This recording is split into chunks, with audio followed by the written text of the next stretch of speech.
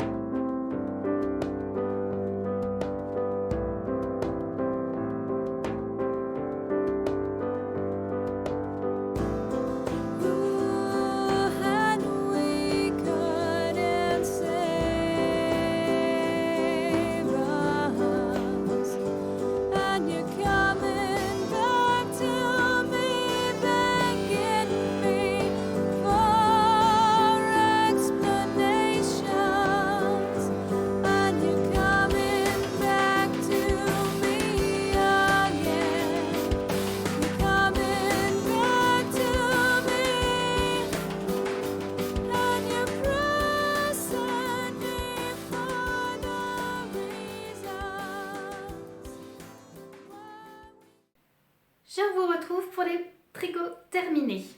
Tout d'abord, je vais vous parler de ce que je porte autour du cou, qui est en fait un projet sur lequel je travaille en secret depuis le printemps 2020, puisqu'il s'agit de ma contribution à la box de Noël de l'Écheveau solidaire. Alors, juste pour remettre un petit peu le contexte autour de cette sortie qui a eu lieu le 25 décembre dernier, j'ai été contactée par l'association l'Écheveau solidaire, qui est une association qui a été fondée par Aurélie, Lily sur les réseaux sociaux, qui mobilise depuis quelques années la communauté tricot et particulièrement les créateurs de la communauté tricot, c'est-à-dire les teinturiers indépendants, teinturiers et teinturières indépendantes, ainsi que les designers tricot, pour récolter des fonds pour lutter contre une maladie dont est atteinte sa petite fille Gaïa, qui est une maladie rare qui s'appelle donc la dysplasie fibreuse. Et elle a donc créé cette association française l'Écheveau solidaire pour récolter des fonds pour faire avancer la recherche. Je n'avais pas eu la possibilité de participer jusqu'à présent de contribuer à cette association, et lorsque Lily m'a contactée pour participer à la box de Noël 2020, j'ai dit oui, un grand oui, bien sûr, tu peux compter sur moi, je vais le faire avec joie et grand plaisir. Et donc j'ai participé à ce projet collaboratif, puisque c'est un projet que nous avons fait avec plusieurs créatrices, designers tricot. On est 10 créatrices en fait à avoir participé à ce projet, qui consistait donc à proposer des modèles à tricoter à partir des 2 écheveaux que Lily, puisque Lily teint des écheveaux, voilà, elle teint des écheveaux au profit de son association. Donc là, elle proposait dans cette box 2 écheveaux avec des bases un petit peu particulières qui étaient inédites, d'où le secret total sur ce qui allait être proposé dans cette box. Et nous, designers, nous avions pour mission de réaliser un patron d'accessoires de tricot à partir de soit les 2 écheveaux, c'est-à-dire les 2 qualités de laine proposées dans la box, soit une des 2 qualités proposées dans cette box de Noël. Dans cette box, il y avait également donc les 2 écheveaux que proposait teints par Lily, mais il y avait également des magnifiques petits goodies, mais vraiment des très belles choses, notamment un très beau carnet illustré par Petite Motaine. Enfin voilà, il y avait vraiment un très joli sac aussi. Lily a souhaité pour ce projet mettre aussi à contribution des illustrateurs très talentueux, vous allez voir, qui ont participé très activement à cette box de Noël. Et puis surtout, donc les 10 patrons que nous allions réaliser, nous les créatrices en tricot, allaient être rassemblés dans un magnifique magazine qui, je vais vous le montrer parce que vous l'avez sûrement vu sur les réseaux sociaux. Voilà, le magazine de l'Écheveau solidaire pour la box de Noël 2020, qui est plus qu'un magazine, en fait, qui est un véritable livre. Hein. Vous avez vu l'épaisseur, la qualité d'impression. J'adore là la jolie impression dorée sur cette très belle photo du modèle qu'a réalisé Cécile de Coffons Mes Mains, donc c'est sa contribution, mais également donc les chaussettes, mais également aussi les mitaines de Gaëlle, Knit Spirit, voilà, qui sont 2 des modèles qui sont proposés dans ce recueil de patrons. Mais ce n'est pas uniquement un recueil de patrons. Dedans, vous avez également des interviews passionnantes, vous avez une présentation de l'association. Vous avez une recette également de gâteau, voilà, vous avez de très belles photos et de très belles illustrations, puisque ce qu'avait souhaité également Lily lorsqu'elle a créé ce magazine, c'était d'associer le travail créatif d'un illustrateur ou d'une illustratrice au design proposé par les différentes créatrices tricot. Et c'est pour ça que vous avez à chaque modèle de tricot une illustration qui vient mettre en scène le design qui a été créé par les tricoteuses. Donc c'est absolument c'est une idée magnifique. J'ai eu la chance, je le vis vraiment comme un cadeau, c'est-à-dire une illustration qui, vous allez voir, qui met en scène le modèle de châle que j'ai créé, puisque c'est un modèle de châle que j'ai souhaité créer pour cette occasion. Et l'illustration est absolument magnifique.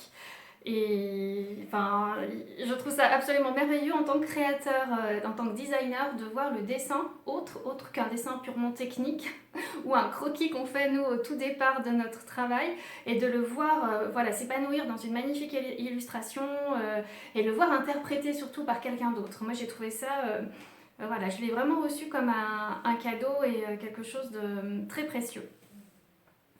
Alors, pour revenir un petit peu aux choses pratiques concernant la box et les modèles que vous allez pouvoir trouver dans le livre. D'abord, je vais vous parler des deux bases sur lesquelles nous avions le choix de travailler en tant que designer. Il y avait tout d'abord une première base qui s'appelle Truffula. Voilà, je vous la montre rapidement dans le... Oh là là, je perds tout en route. Dans le magazine, qui est une base de laine assez épaisse, puisque c'est de la déca, et surtout c'est un mélange de suri brossé, de mérinos et un petit peu de polyamide. Ça c'est surtout, je pense, pour structurer les fibres ensemble, et qui est un fil absolument divin, puisqu'on dirait, comme le dit très bien Lily, de la barbe à papa à tricoter. C'est un aspect très poilu, très doux, très léger, et aussi également très chaud, puisqu'il s'agit de suri alpaga. Voilà, donc ça c'était la première base. Moi on avait le choix de coloris, soit un coloris chaud, soit un coloris froid pour notre design, pour notre prototype. Moi j'ai fait le choix du coloris chaud, vous allez voir. Et l'autre base arrive tout en contraste en fait avec cette base-là, et moi c'est ça qui m'a beaucoup plu dans ce projet. Il s'agit de la base Equinox, qui est là un fil fingering, mais un fil fingering quand même assez fin, 400 mètres pour 100 grammes, qui mélange moitié-moitié soie et yak. Autant vous dire que c'est absolument divin à tricoter. C'est un fil qui, cette fois-ci, n'est pas du tout, qui est pas du tout fluffy, hein, qui n'a pas de fibres volantes, au contraire, qui est assez rond et qui est très lisse et brillant, du fait même de la présence de la soie à 50% dans le fil. Et cette base-là n'a pas été teinte, elle est dans le coloris naturel du yak, puisque c'est un joli gris-brun foncé, et que honnêtement, la couleur de la fibre naturelle se suffit à elle-même pour vraiment déjà réaliser quelque chose de très très beau.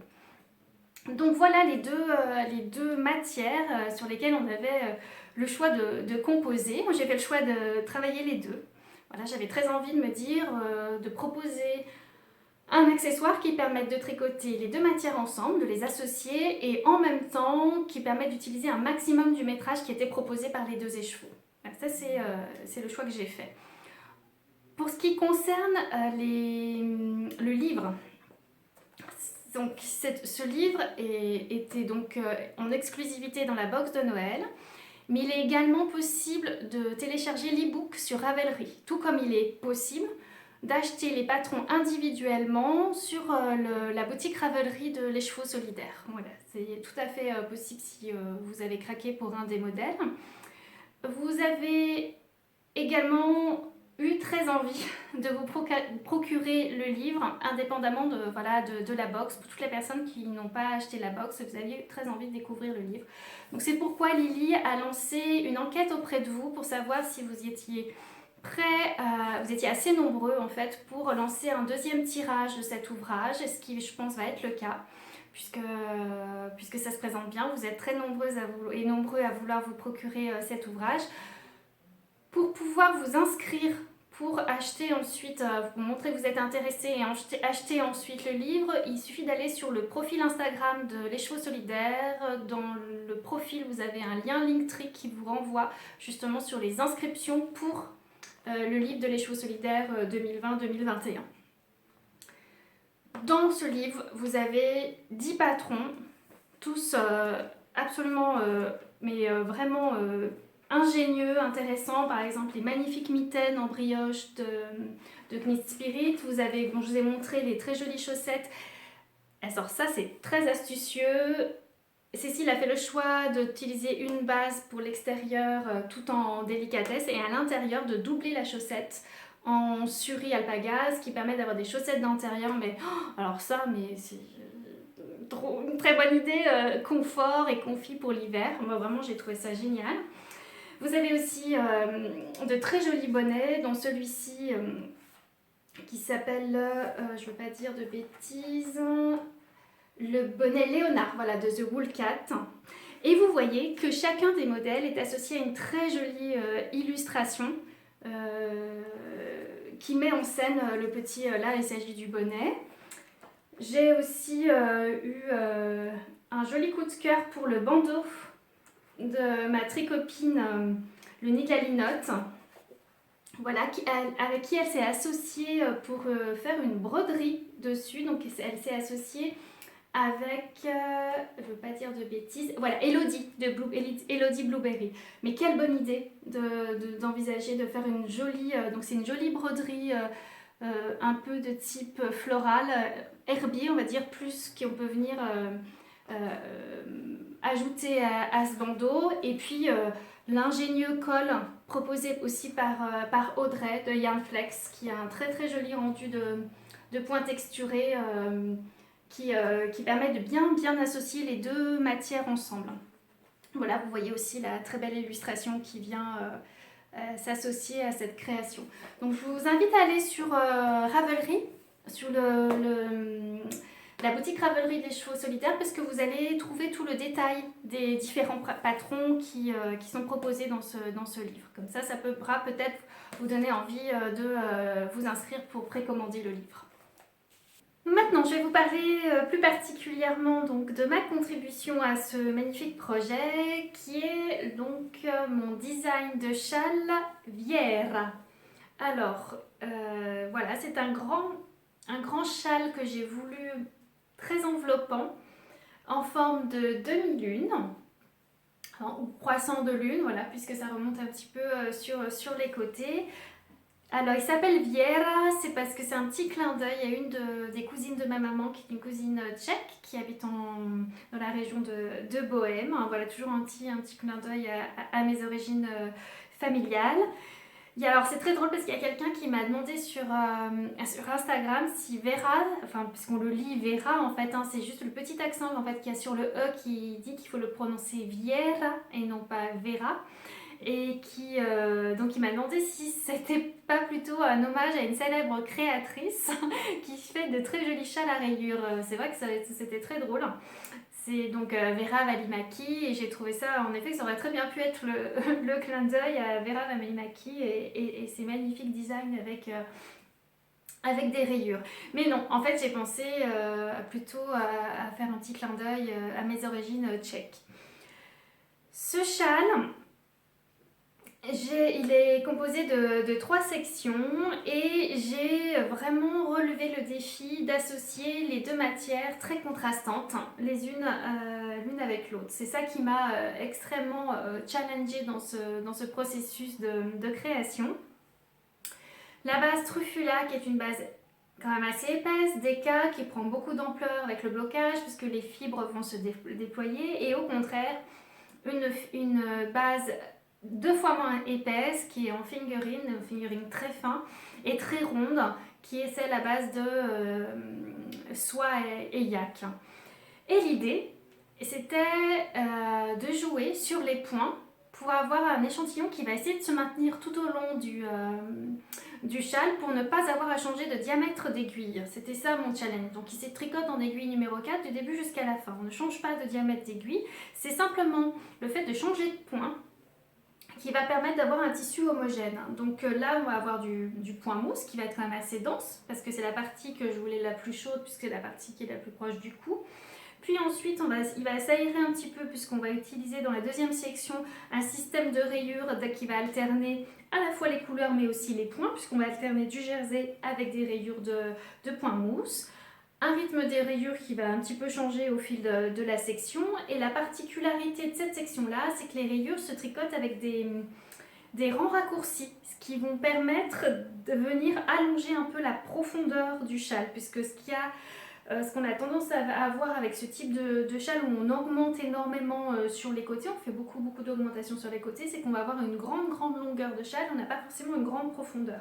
Et là, pour compenser un petit peu ça, pour garder un peu de profondeur sur le châle, voilà, j'ai joué avec des rangs raccourcis sur la section de rayures. Puis, dans la troisième section, vous allez avoir, on va tricoter uniquement avec la qualité Equinox, où là on va avoir une section de point mousse très ajourée et on va enchaîner avec la dentelle.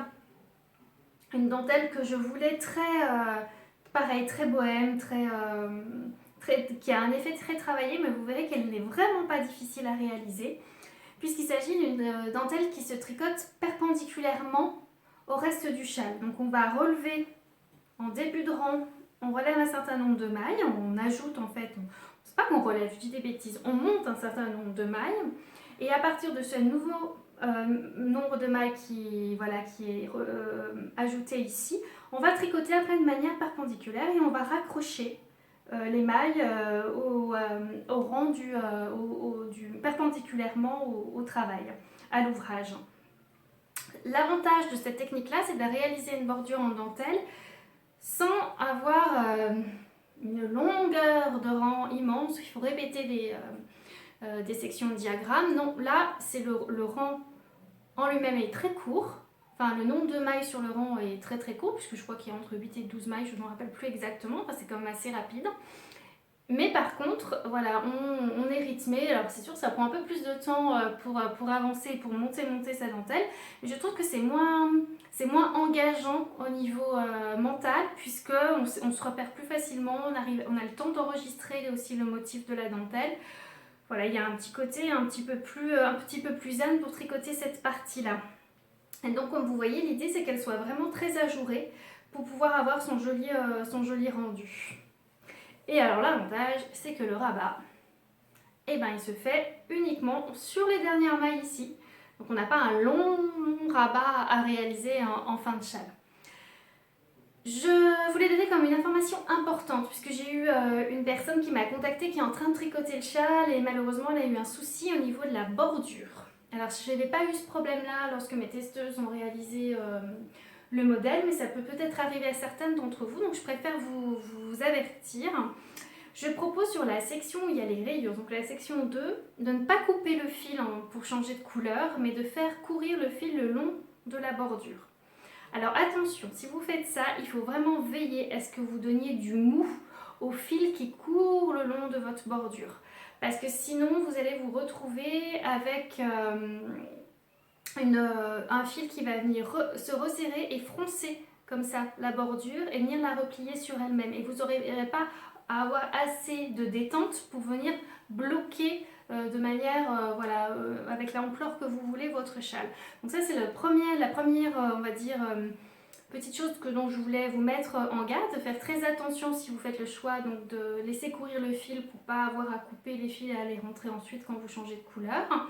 Et l'autre chose qui peut vous aider dans ce type de bordure, puisque c'est vrai qu'on fait des grosses augmentations, c'est lorsque vous tricotez votre rang endroit. La première et la dernière maille de votre châle sont des mailles endroit, c'est très simple. Mais plutôt que de faire une maille endroit simple, je vous propose de faire ce qu'on appelle une maille allongée. Une maille allongée, c'est vraiment pas compliqué. Vous tricotez comme si vous tricotez une maille endroit, mais au lieu d'enrouler une fois votre fil autour de votre aiguille droite, vous allez l'enrouler 2 fois. Vous allez vous retrouver avec 2 fois plus de fil. Donc vous passez les deux boucles ensemble et ensuite sur les rangs suivants, donc vous faites ça pour la première maille du rang et pour la dernière maille du rang, et sur le rang suivant à l'envers vous allez la tricoter à nouveau, puisque on vous demande de les tricoter à nouveau à l'endroit, ces 2 mailles là. Vous allez, au lieu de faire tomber la seule boucle qui est entourée autour de votre aiguille, vous allez faire tomber les 2 boucles et ça va vous permettre d'allonger votre maille et d'avoir une bordure beaucoup plus souple. Parce que votre fil sera détendu. Donc au moment du blocage, vous pourrez vraiment permettre à votre tissu de prendre toute l'ampleur qu'il a envie de prendre. Voilà, c'est les 2 petits conseils que je voulais vous donner que j'ai pas indiqué dans le patron. Mais voilà, je vous le formule là. J'espère que le message pourra passer. Ce sont des petites astuces pour bien avoir le rendu escompté et l'ampleur du châle comme il a été conçu au départ. Voilà pour ce qui concerne le prototype que j'ai tricoté avec les bases qui étaient présentes dans la box de l'écheveau solidaire. Je vais vous en montrer un autre, voilà, qui est derrière moi. Donc, il s'agit du même modèle, il s'agit toujours du modèle Viera, et cette fois-ci il a été tricoté par une de mes testeuses, ma précieuse Fabienne, qui a déjà tricoté d'autres samples pour moi. Et là l'idée c'était qu'elle puisse tricoter ce modèle, mais en jouant toujours sur l'épaisseur de fil, mais en inversant la logique que j'ai utilisée ici, enfin qui a été utilisée ici, c'est-à-dire que là je vais utiliser en fil principal le fil fluffy, alpaga, suri, brossé, qui donne beaucoup de poils, et au contraire le fil très fin, très rond et lisse, sur la dentelle. Et bien là j'ai fait le contraire. C'est-à-dire que je lui ai proposé de tricoter sur le fil principal une matière. Alors c'est toujours de la déca, le calibre n'a pas changé, c'est toujours l'épaisseur déca, mais c'est un fil rond qui est composé de mérinos, yak et soie, et qui est également un fil non teint. Voilà, on va vraiment jouer sur l'inversion, sur le travail en miroir par rapport à celui-ci. Il s'agit de la base non teinte proposée par Lang Yarns, qui propose une collection qui s'appelle Raw, avec plusieurs types de fils à teindre. Et là, celle-ci, c'est la Merino Yak. Et puis, pour le coloris contrastant, pour l'autre fil, je lui ai proposé de le tricoter. Donc, je lui ai passé des écheveaux en 100% Baby Alpaga, ça s'appelle Alpaca 2 de Heisiger. Voilà, dans un coloris lit 20. Et là, l'avantage de ce fil-là, c'est que comme c'est quand même un alpaca qui est quand même très fin, donc il se rapproche quand même beaucoup du fingering fin que j'ai eu sur le premier prototype. Mais là, on est sur de l'alpaga, dans un fil qui est quand même un petit peu plus... qui offre un léger petit duvet. Mais vous voyez, ça fonctionne très très bien aussi pour la dentelle, celle-ci étant très ajourée. Et il n'y a aucun problème. Donc voilà, vous pouvez vraiment vous amuser avec le châle Viera en sachant que vous allez avoir le même diamètre d'aiguille du début à la fin. Donc c'est un châle qui commence très simplement par un garter-tab, un montage en pavé, en rectangle en haut, et on fait des augmentations très très fortes sur les côtés. Et vous allez avoir toujours à pas vous soucier du numéro d'aiguille. C'est un processus que je voulais très simple, très cosy en fait. Tout comme on a très envie de s'envelopper dans le châle, et également de ne pas avoir un processus trop compliqué, qui soit bien rythmé, qui permette d'avancer, de se voir avancer, d'avoir du coup du plaisir à se voir avancer dans le châle. Et ça c'est parce que voilà, du point mousse, du jersey, mais avec de l'alternance de couleurs, avec de l'alternance de rythme. Le fait qu'il y ait des rangs raccourcis, ça évite d'avoir des rangs trop longs, donc on avance plus vite, et d'avoir cette dentelle sur le bas qui se tricote de manière perpendiculaire. Ça permet aussi de nous éviter un immense rabat sur la fin. Voilà, l'idée c'était vraiment d'avoir un processus aussi confortable à tricoter qu'à porter en fait. Voilà, d'avoir les deux, de retrouver les deux facilités, aussi bien dans le fait de porter cet accessoire que de le réaliser. Donc voilà pour ce qui concerne le châle Viera, et puis je vais vous montrer maintenant le deuxième projet terminé. Le deuxième projet terminé, c'est donc le col et le bonnet que j'ai tricoté pour les 40 ans de mon petit frère. Donc je n'ai pas le prototype avec moi puisque j'ai fini par offrir le bonnet lors des fêtes de fin d'année. Donc voilà, je ne peux pas vous montrer, mais je vais vous insérer bien entendu des photos. Vous pourrez retrouver, je crois que je vous avais présenté ce modèle, notamment le col, dans des épisodes précédents. Donc voilà, si vous voulez vraiment retrouver certaines des images, en sachant qu'au départ, je n'avais pas du tout fait ce tricot pour qu'il soit... qu'il en devienne un patron et que je vende des explications, mais certaines d'entre vous m'ont demandé, donc j'ai bien réfléchi. Je me suis dit que c'était important aussi de pouvoir vous proposer des petits accessoires faciles à tricoter, surtout en cette saison, c'est très agréable, et puis surtout que c'est un modèle qui est unisexe, donc qui vraiment peut se tricoter pour soi ou pour d'autres, pour les offrir. Alors moi j'ai décliné ce patron en 3 tailles, mais je dis bien que c'est des tailles adultes. Je ne les ai pas prévues pour des enfants, en sachant que la plus petite taille peut convenir quand même à des ados, à des jeunes ados sans problème. Toutefois, dans mes testeurs et mes testeuses, il y a certaines personnes qui ont souhaité le tricoter pour leurs enfants. Donc ça fonctionne très très bien pour les ados, ça je confirme. Et j'ai une de mes testeuses qui l'a tricoté pour une de ses petites filles qui a pas 10 ans. Et la seule chose qu'elle a faite, vous verrez, d'ailleurs si vous souhaitez le faire, elle a tricoté la plus petite taille concernant le bonnet, puisqu'il y a trois, donc il y a 3 tailles que je vous propose. C'est un combo. Le patron sera un combo qui comprendra à la fois le col et le bonnet. Et donc en 3 tailles qui concernent le tour de tête. Donc il y a un tour de tête 54, un tour de tête 56 et un tour de tête 58. Et les tours de tête 54 peuvent convenir tout à fait pour des enfants. La seule modification qu'elle a faite, et puisque donc je vous encourage à faire si jamais vous voulez tricoter ce modèle pour des enfants, c'est de raccourcir la hauteur du col. Moi je conseille de tricoter à peu près le corps, alors sans les bordures, parce que les bordures font 5 cm chacune.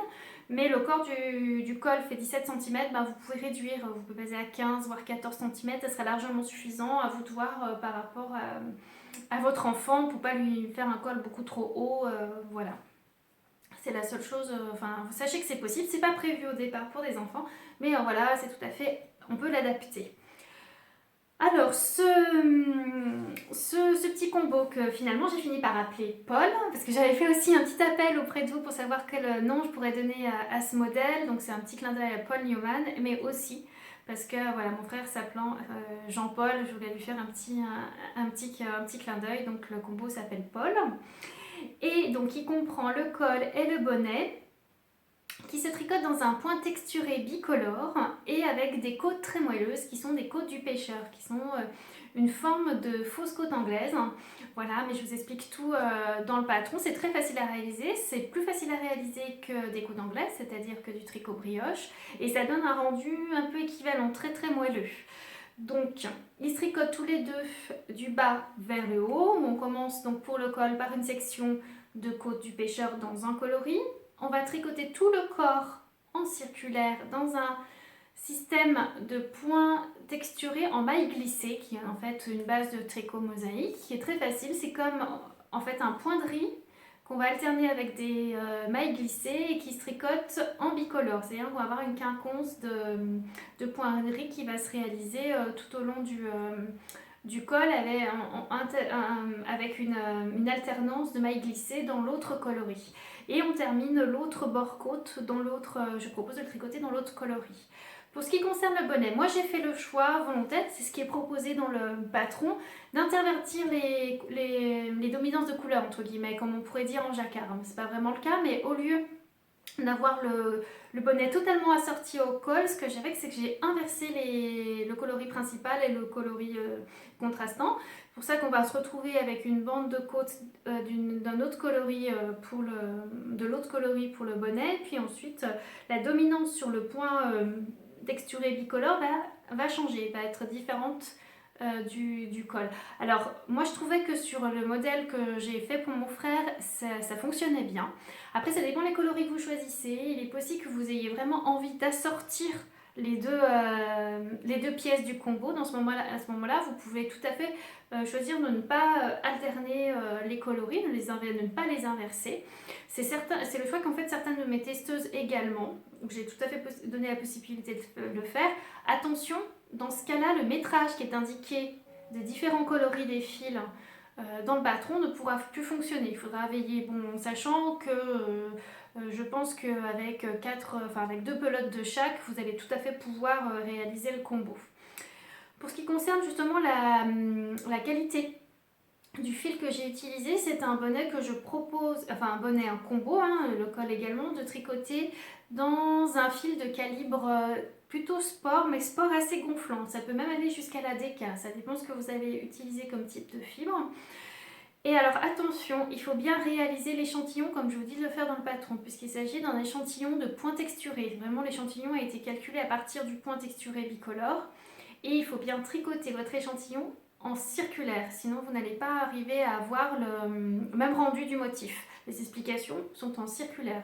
À plat, c'est différent. Je vous avais déjà expliqué dans un épisode précédent que quand on tricote des motifs mosaïques à plat, surtout quand on fait une alternance de 1 rang sur 2, et ben on a des systèmes qui sont un peu différents quand on tricote à plat ou en rond. Donc faites bien attention de tricoter votre échantillon en circulaire et de bien mesurer, de bien noter le nombre de rangs au fur et à mesure que vous le faites. Parce qu'après, pour les lire sur le bonnet ou sur votre échantillon, c'est beaucoup plus difficile. Donc notez bien au fur et à mesure quand vous avez fait un rang pour avoir exactement le même nombre de rangs d'échantillons. Si jamais vous n'avez pas le même nombre de rangs, pas de panique, je donne les indications dans le patron en centimètres. Toutes les indications de hauteur dans le patron sont indiquées en centimètres. Donc vous pouvez tout à fait mesurer votre accessoire au fur et à mesure que vous le tricotez. Suivez bien les instructions. C'est que quand on arrive à un moment donné au niveau de la couronne du bonnet, je vous donne une astuce pour ne pas perdre la continuité du motif de maille glissée, notamment la quinconce du point. Voilà, je vous explique. Il suffit simplement de faire ce qui est écrit. Je vous ai mis également un tuto photo si vous vraiment vous êtes curieux, vous avez envie de comprendre en lisant votre tricot, s'il y en a pour qui c'est plus facile de se repérer en lisant le tissu et en lisant le tricot qu'en simplement s'engageant dans les instructions tellement comme elles sont écrites. Il y a les deux possibilités. À vous de voir là où vous êtes le plus confortable. En tout cas, ça a marché pour mes testeurs, il n'y a pas eu de souci à ce niveau-là. C'est un combo qui est vraiment très facile à tricoter, très rapide. Voilà, la plupart des testeurs l'avaient fini avant les fêtes, donc c'était vraiment, si vous avez envie de vous faire plaisir avec ce petit combo en début d'année, il vous reste quelques pelotes dans votre stage, faites-vous plaisir, il y a vraiment, ou offrez-le parce que c'est vraiment quelque chose qui peut être très très facilement offert à son entourage. Je vérifie si j'ai rien oublié. Alors moi, juste pour vous indiquer le prototype, je l'ai tricoté dans les laines de Madeleine et Philibert dans la qualité Mérisport. Et j'ai choisi le coloris Brest, qui est le coloris bleu, et le coloris Francfort, qui est un coloris donc un peu gris, mais on va dire grège, voilà, avec des petits speckles, qui reprend un petit peu, d'ailleurs il y a des petits speckles de gris qui se rapprochent un petit peu du bleu que j'ai utilisé du coloris Brest. Donc voilà, il a été totalement adopté, ce cadeau. Mon frère est très content, il le porte très très très facilement. Et simplement, le patron va sortir là incessamment sous peu, sûrement au même moment où je sors la vidéo. Donc il sort le 12 janvier sur Ravelry et sur ma boutique Etsy, comme d'habitude. Je vous offre une petite remise de 15% au moment du lancement. Donc pendant une semaine jusqu'au 19 janvier, il y aura une remise de moins 15%. Pas besoin de saisir de code, ça se fait automatiquement quand vous l'achetez. Donc voilà, je vous encourage à aller voir tout ça sur ma boutique, soit ma boutique Ravelry, soit ma boutique Etsy. Un petit dernier, je ne veux pas vous en parler vraiment aujourd'hui, je vous fais juste que vous présenter. C'est un modèle, je vais vous le chercher, que j'ai fini de tricoter juste pendant mes congés à la fin de 2020. Donc c'est mon dernier tricot 2020. C'est un design également, donc je vous le montre à l'envers, comme ça vous permet de pas tout révéler. Je veux garder le secret puisque c'est un modèle qui ne va pas sortir tout de suite. C'est un modèle que j'ai réalisé en collaboration avec Atelier Pure Laine, avec qui j'avais très très envie de réaliser un vêtement très travaillé dans une qualité rustique de laine française. Donc voilà, il s'agit de sa qualité la plus fine qui malheureusement est actuellement en rupture puisqu'elle a tout écoulé. Les fils de la dernière tonte, donc il va falloir attendre la prochaine tonte cet été, le prochain filage de ce fil de cette qualité la plus fine pour pouvoir tricoter à nouveau franchement c'est un bonheur, c'est mon nouveau tricot préféré, je le porte beaucoup en ce moment, c'est chaud, c'est douillet et en plus voilà je suis très contente de ce que je suis arrivée à en faire en termes de design. Vous verrez, je vous montrerai plus tard quand il sortira. Il risque de sortir plutôt à l'automne prochain. Du coup, on va attendre que la tonte soit faite et que ça reparte à nouveau au filage pour pouvoir vous présenter, vous proposer ce modèle. Et vous dire aussi qu'Atelier Pure Laine est toujours là, n'a pas l'intention de s'arrêter. Voilà, Frédéric continue toujours son activité. Il y a eu un petit souci de mésentente sur les réseaux sociaux qui ont fait croire que Frédéric allait arrêter son activité, mais pas du tout. Donc si vous voulez aller voir, je vous encourage vivement à aller voir sa boutique en ligne et voir aussi sa démarche de filière de laine française. Elle propose également un super projet de livre autour donc, du recensement des moutons en Europe. Donc je vous conseille vraiment d'aller voir ce que fait Atelier Pure Laine. Voilà pour les projets terminés.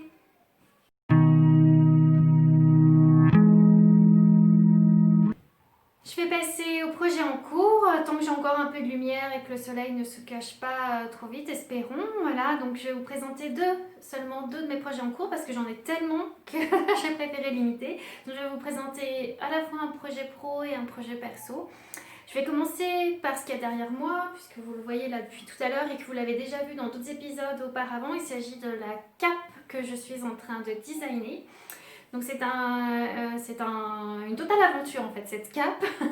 Donc j'ai décidé de designer cette cape en souvenir d'une cape que m'avait cousue ma grand-mère paternelle quand j'étais petite. Parce que j'avais souvenir que c'était un vêtement que j'aimais beaucoup et qui voilà, me procurait énormément de plaisir, notamment quand on est petite fille. J'avais l'impression que quand je filais cette cape, j'étais une grande dame. J'avais quelque chose d'assez magique que j'enfilais cette cape et j'en ai un très bon souvenir en fait. J'avais beau être petite, hein, je pense que j'avais 5-6 ans, même pas, et j'ai vraiment le souvenir de cette cape, en tout cas de comment elle était réalisée. Donc j'ai voulu essayer de m'inspirer de cette forme et de ce souvenir-là pour réaliser une cape au tricot, en sachant que j'ai eu la chance de recevoir en sponsoring de la marque Cheval Blanc cette qualité. Bon, c'est moi qui l'ai choisi, en fait ils m'ont contacté, ils m'ont demandé, voilà, ils voulaient m'offrir de la laine et pour réaliser un modèle et de choisir parmi leurs qualités celle qui me plairait de tricoter. Et Kito est une marque, donc est une qualité laine et alpaga que je connaissais déjà, que j'avais eu beaucoup de plaisir à tricoter il y a quelques années. Donc je m'étais dit que je me relancerais bien avec cette matière-là. Et je me suis dit, pourquoi pas me lancer justement dans ce projet de cape, puisque j'avais souvenir que comme c'était de l'alpaga, c'était une matière qui permettait d'avoir un joli drapé, d'obtenir un très joli drapé et surtout de travailler avec un motif de dentelle, puisque j'avais très envie d'incorporer un motif de dentelle à ce design de cape. Donc voilà, il s'agit, voilà, je l'ai bien avancé, hein, comme vous pouvez voir, elle est quasiment terminée. Il me manque à réaliser l'encolure qui ne va pas être une mince affaire et à venir fendre ici. Je ne sais pas si vous allez bien voir, je vais essayer d'approcher. Donc je vais fendre, je prévois des fentes parce que pour moi, dans mon souvenir, ma cape avait des fentes pour passer les bras. Et je voudrais vraiment retrouver ce détail-là parce que moi ça m'amusait beaucoup et surtout c'était génial parce que ça permettait de sortir les bras et d'avoir une autonomie, ce qu'on n'a pas quand on est complètement enfermé dans la cape. Et ce qui est très sympa aussi parce qu'on a ce sentiment d'être bien au chaud quand on est sous la cape. Donc voilà, donc j'ai préparé, je vais vous expliquer ce que j'ai fait pour préparer justement les fentes ici, puis qu'ensuite je vais venir recouvrir avec un revers pour cacher la coupure. Donc c'est un modèle qui se tricote du haut vers le bas, qui se construit avec un empiècement circulaire et des augmentations qui vont venir de manière très très très importante tout au long de la cape, à peu près jusqu'au niveau des coudes. Et c'est le motif de dentelle qui va évoluer et qui va permettre justement de créer ces augmentations au fur et à mesure qu'on avance dans le processus du tricot. Donc il se tricote à plat, on a les retours, on a une patte de boutonnage centrale. Voilà, vous avez à peu près les emplacements des boutonnières. J'ai voulu une patte de boutonnage avec un système de côte brisée. Il est bordé d'un petit taille-corde intégré. Le bas de la cape se réalise aussi avec ce motif de côte. J'ai prévu un petit rabat un peu particulier que j'aime beaucoup et qui reproduit un peu un effet de double chaînette. Donc ça ressemble aussi un petit peu à un high-cord de 2 mailles. Mais ça se fait de manière très facile et ça permet d'avoir un joli... Voilà, il est quand même assez élastique tout en gardant un joli maintien sur les côtes. Je ne sais pas si vous allez bien voir parce que là vous n'avez pas le recul. Je vais peut-être remonter, voilà, vous montrer un peu le bas de la cape. Et donc voilà, donc là il me reste à reprendre les mailles du col, enfin de l'encolure pour créer le col. Un col que je vais devoir bien venir resserrer sur le cou, puisque c'est ça qui va permettre d'avoir le bon maintien de la cape sur les épaules. Tout réside ici en fait, hein, donc c'est vraiment très important que j'arrive à créer un col qui a un joli maintien. Je pense que je vais faire quelques rangs raccourcis aussi dans le dos pour qu'il soit bien relevé dans le dos. Donc voilà ce qui va m'occuper très prochainement. Et donc juste pour vous expliquer la petite astuce que j'ai trouvée pour créer les fentes de la cape, pour éviter d'avoir à faire trop de travail en morceaux, j'ai décidé de créer une bande verticale qu'on va ensuite venir couper. Donc la fameuse technique du stick ici. Donc vous voyez qu'en haut et en bas, j'ai créé 2 boutonnières qui vont venir consolider le haut et le bas de la fente.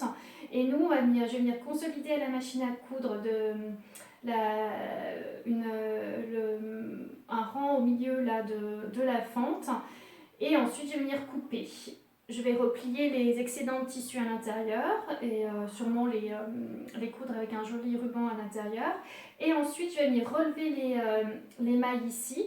Je vais créer un revers qui va venir se tricoter là, qu'on va ensuite coudre ici et ici, et qui va venir se positionner. Ce qui fait que le bras pourra passer son problème là, mais qu'on ne verra plus la fente grâce à ce revers. Voilà, ça c'est mon projet. Ne vous inquiétez pas, ça peut paraître un peu compliqué comme ça, mais pas du tout. Tout sera bien expliqué dans le patron. Je vais également faire un tuto vidéo pour toute cette partie-là, pour que vous ayez bien toutes les étapes pour réaliser votre stick. Donc c'est une petite partie à sticker, c'est vraiment pas compliqué. Sur ce fil là, ça va être je pense assez sécurisé puisque c'est un fil qui est poilu, donc qui accroche bien. Je suis pas du tout inquiète sur la réalisation du stick sur ce type de fibre là. Voilà pour ce qui concerne cet encours là qui est bientôt terminé. Si tout va bien, je croise les doigts, je pense que le courant de la semaine prochaine je pourrai faire l'appel au test. Voilà, pour espérer faire une sortie au mois de mars, on va dire pour le début du printemps, quand on commence à faire tomber les manteaux et qu'on peut mettre autre chose qu'un gros manteau d'hiver. Ça c'est le planning prévisionnel, ensuite on verra. Pour ce qui concerne mon deuxième encours, il s'agit d'un encours perso. Je me suis lancée à réaliser une robe au tricot, ça faisait très longtemps que j'en avais envie, je l'avais repéré aussi, c'est un modèle que j'avais repéré il y a très longtemps. Quand j'ai acheté ce livre-là, qui s'appelle Woods de Making Story, et j'avais flashé sur la Delamer Dress, je vais vous montrer une photo, elle est là, on la voit ici en couverture, voilà, c'est celle-ci, la Delamer Dress, et elle est en 2 versions, elle est en version ample, en forme A, et en version ajustée. C'est celle-ci que je vais choisir de tricoter, c'est la version on va dire robe chaussette, hein, puisque de toute façon c'est une robe qui est essentiellement constituée de côtes. Voilà, c'est pareil, ce sont des côtes brisées, mais en ce moment c'est un peu mon dada, je l'ai pas fait exprès en fait, hein, c'est pas voulu.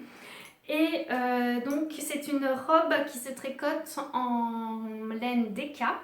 Moi j'ai choisi la Lima de Drop, c'est un gros stock que j'avais depuis très longtemps dans mon stage et que j'avais acheté à l'époque où j'organisais des stages tricot, et voilà, il m'en reste énormément du même coloris, donc je me suis dit hop, on déstage et en même temps on se fait plaisir. Je remercie Leila Gram sur Instagram, qui a lancé un call pour se tricoter une robe, pour s'encourager à tricoter une robe au long cours, voilà, qui m'a remis, on va dire, ce projet dans mes encours. Et ainsi, j'ai pu, dès le 1er décembre, castonner la robe et avancer tranquillement. L'idée, c'est vraiment de l'avancer tout au fil des saisons pour porter et en profiter l'hiver, dès l'automne prochain, pouvoir profiter de sa jolie robe. J'avoue que ça avance quand même assez vite, je suis contente. Donc c'est une robe qui se tricote en top-down, du haut en bas. Vous voyez qu'il y a des raglans, des augmentations raglans. C'est super simple. Donc elle a une forme, hein, il y a des diminutions pour marquer la taille, après des augmentations pour marquer les hanches. Moi je pense que je vais la twister un petit peu, en lui apportant sur le bas de la robe et sur les bords de manche une petite torsade dans les côtes. Voilà, juste pour apporter un petit peu de fantaisie sur cette grande mer de côtes brisées. Vous avez remarqué également que ce que j'aime bien dans ce modèle, c'est qu'il y a un col cheminée. Voilà, c'est aussi ça qui m'a bien donné envie. Ça va être, je pense, un vêtement très confortable que je vais avoir plaisir ensuite à accessoiriser. Je le vois vraiment comme ça. Sûrement, je vais me faire une petite broche brodée pour venir l'accessoiriser ou mettre un joli foulard ou mettre un joli collier. Enfin voilà, l'idée c'est vraiment d'avoir une tenue très confortable mais qu'on peut pimper avec plein de petits accessoires. Voilà pour ce trait voilà, très joyeux en cours, je trouve ça très sympa, c'est un petit plaisir pour moi en ce moment et je me réjouis d'avance de pouvoir la mettre. Donc si vous voulez participer au CAL, il s'agit du CAL, le hashtag c'est ma robe en laine CAL sur Ravelry. Voilà, je vous encourage à venir nous rejoindre, c'est très sympa et il y a plein de belles idées de robes si jamais ça vous dit. Voilà pour mes projets en cours. Il est temps pour moi de conclure cet épisode en vous remerciant d'avoir regardé la vidéo jusqu'au bout. Merci infiniment, j'espère que cet épisode vous aura plu. N'hésitez pas à laisser un commentaire sous la vidéo. Si vous avez des questions, c'est aussi le moyen de me contacter. Si vous avez vraiment beaucoup aimé, un petit pouce en l'air, c'est pas de refus puisque ça me permet d'avoir à la vidéo d'avoir plus de visibilité sur YouTube. Et si vous avez aimé et que vous avez envie de partager, parlez-en autour de vous. N'hésitez pas à proposer à vos amis de s'abonner à la chaîne. Juste une petite précision, j'ai eu beaucoup dans mes réflexions que j'ai eues dernièrement concernant l'avenir de Mademoiselle Petroni, notamment on m'a proposé, et c'était une très très bonne proposition, de dire bah voilà, une source de revenus qui est importante et qui est normale pour les personnes qui créent du contenu sur le web, c'est de monétiser la chaîne YouTube. Vous ne verrez pas de publicité, de coupure publicité normalement sur ma chaîne YouTube parce que je fais le choix, même si c'est possible pour moi et que YouTube me l'a proposé, de ne pas monétiser ma chaîne.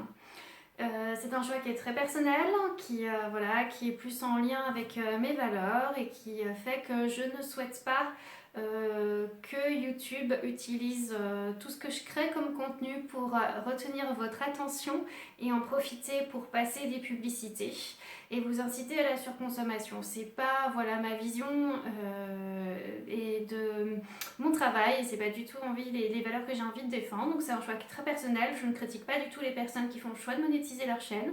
Je comprends aussi qu'elles le fassent. En effet, c'est aussi une source qui permet de rémunérer le travail que l'on fait. Mais voilà, je me dirige plutôt vers une proposition de mécénat dans les prochains mois. Donc si vous avez envie de me soutenir, je préférerais que vous veniez me soutenir sous forme de mécénat via la plateforme Patreon que j'espère pouvoir monter, le profil créé pour le printemps prochain. Ça aura beaucoup plus de sens pour moi. La seule publicité que vous continuerez à voir sur mes vidéos, c'est ma propre publicité. En fait, ce sont les publicités de mes modèles, mais également la publicité des entreprises avec lesquelles je fais des partenariats, des collaborations sur mes designs. Mais je ne souhaite pas que mes vidéos soient entrecoupées par des publicités que je ne choisis pas et que surtout que YouTube et Google profitent de toute l'attention que vous gardez pour moi pour regarder cette vidéo, pour vous faire passer de la publicité. Mais comme je le dis, c'est vraiment un choix très personnel et qui n'engage que moi. Donc voilà, sur ces paroles, je vous dis encore un grand merci. Je vous souhaite une très belle année 2021 et je vous donne rendez-vous au mois de février. Merci, à bientôt!